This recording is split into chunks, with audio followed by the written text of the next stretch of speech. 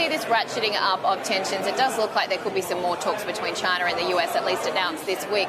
But things are starting to get a little bit concerning. How worried are you? And in your hat as a former trade minister, how do you view, I guess, the escalating tension that we have seen? Well, Juliet, I think trade wars and tensions like we're seeing today, in my view, were inevitable. They were bound to happen at some point because there's enough imbalances in the existing arrangements that this sort of friction was bound to erupt. I think it's now everyone's jobs to figure out, right, how to make the necessary adjustments to make international supply chains, cross-border trade and investment more politically acceptable to the average person, especially in the rich countries.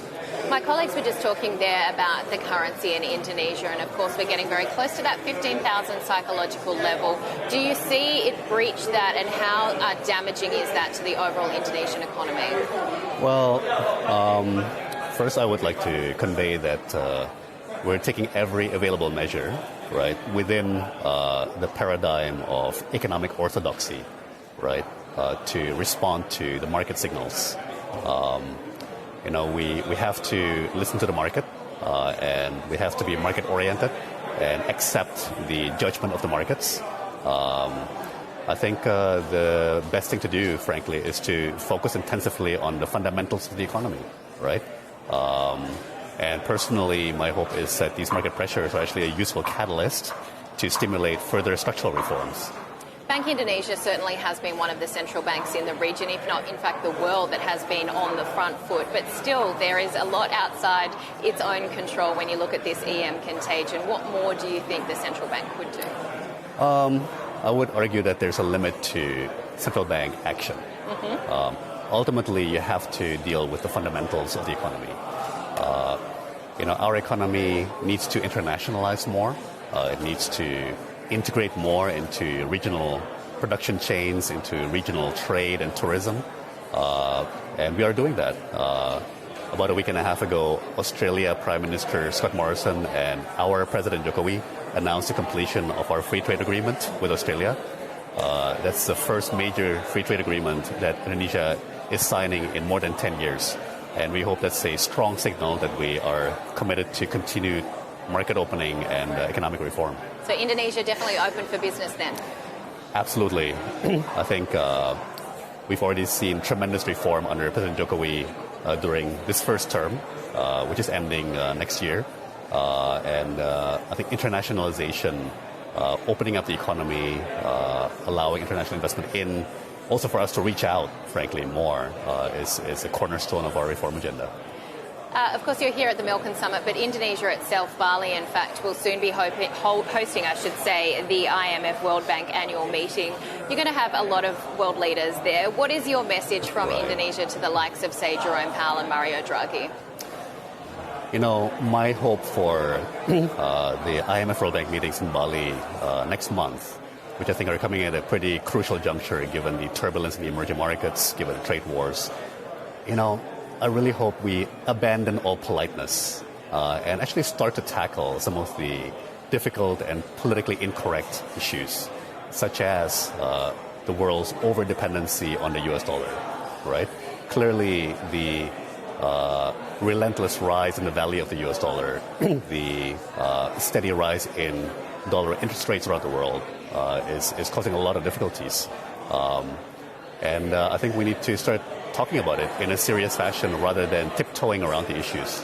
So does the Fed need to be more mindful of the fact that interest rates and a higher dollar does impact a lot of these emerging market economies? You are seeing the rupiah, of course, at these levels we haven't seen since the Asian financial crisis.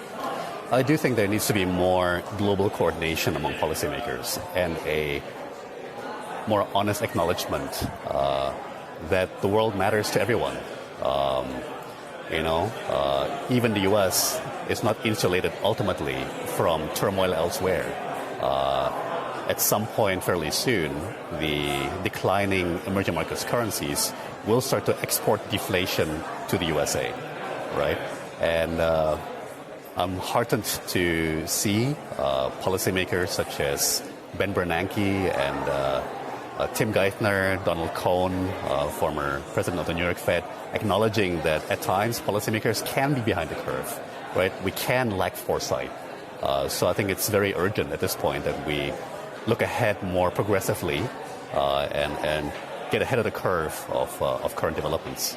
Now, China, of course, one of your biggest trading partners. Most countries, China is one of their biggest. 120 countries in the world have China as our number one trading partner, yes. So how worried are you about, if we do see an all-out blown trade war, how that is going to impact your relationship with China and, of course, other developing nations in Southeast Asia? You know, maybe because I'm an entrepreneur by background and a banker by training, it's ingrained in me to try to identify the opportunity in the difficulty.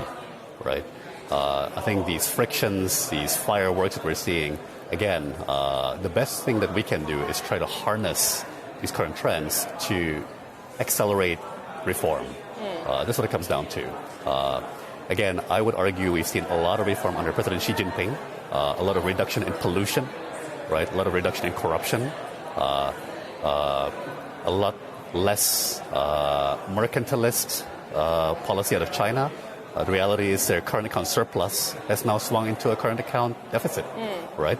So they are becoming a consumer to the world, right? In November, 2 months from now, China will be hosting the Shanghai International Import Expo.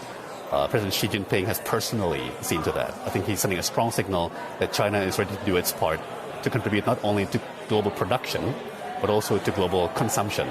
And I think we all need to help China achieve that transition. Just taking it back to Indonesia finally, of course, you did mention you've got the presidential election next April. What are the key issues here? What needs to be addressed in terms of, I guess, skill shortages amongst the job infrastructure of the economy and I guess that skills gap as well that we're seeing? Absolutely, Juliet. President Jokowi has already announced that after the largest infrastructure development program in the history of our country, in this first term, the next term's focus will be on human capital, especially skills and vocational training, right? Industry 4.0 is coming, and as President Jokowi has emphasized many times, it's coming a lot faster than anybody thinks, and we have to be ready for it. And as President Jokowi just mentioned, he believes that ASEAN, including Indonesia, will be at the forefront of Industry 4.0, just like we were at the forefront of the smartphone revolution and the mobile internet revolution. Are you worried that we could see another full-blown, I guess, crisis like we saw in 1998? I think we're still some ways away from that, fortunately. However, again, a difficult and potentially impolite discussion to have at the IMF World Bank meetings next month would be crisis readiness.